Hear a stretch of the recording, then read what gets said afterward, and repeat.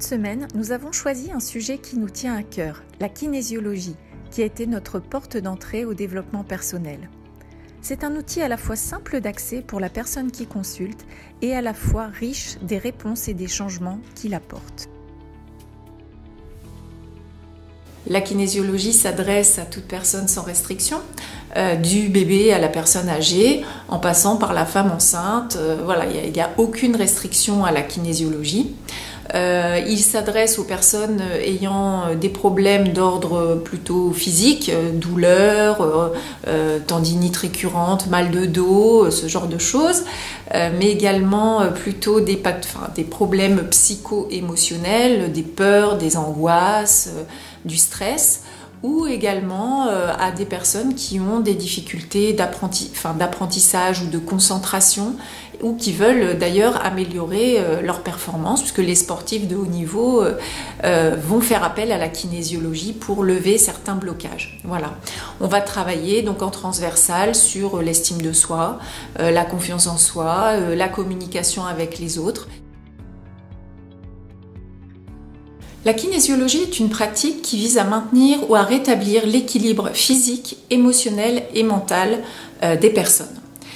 On va dire que les techniques principales en kinésiologie sont le Touch for Health, qui a été développé par le docteur Goodhart et qui est plutôt une approche corporelle, le 3-in-1 concept de Gordon Stock, Daniel Whiteside et Candice Galloway, qui va plutôt être une technique émotionnelle où on va utiliser par exemple le baromètre du comportement, la récession d'âge, la psychomorphologie également.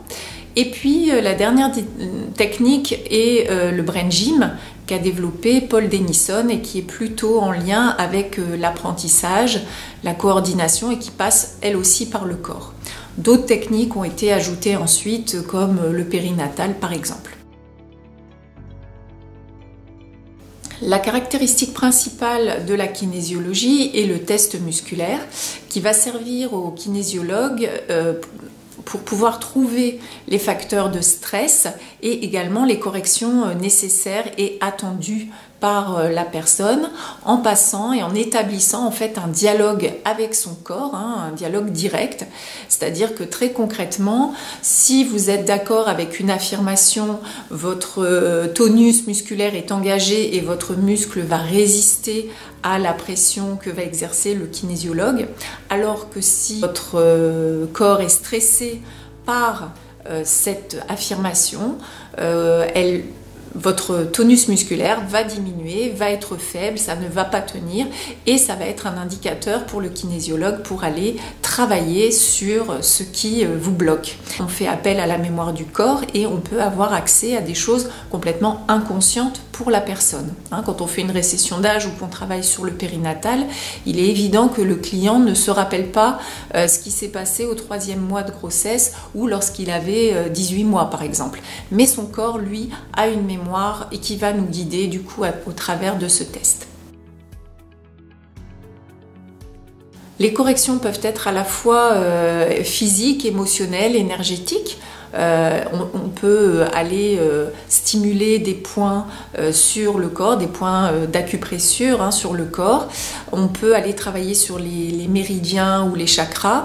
On peut également travailler à la base à partir d'une visualisation et donc plutôt de correction, on va dire, émotionnelle. Vous aimez notre programme ?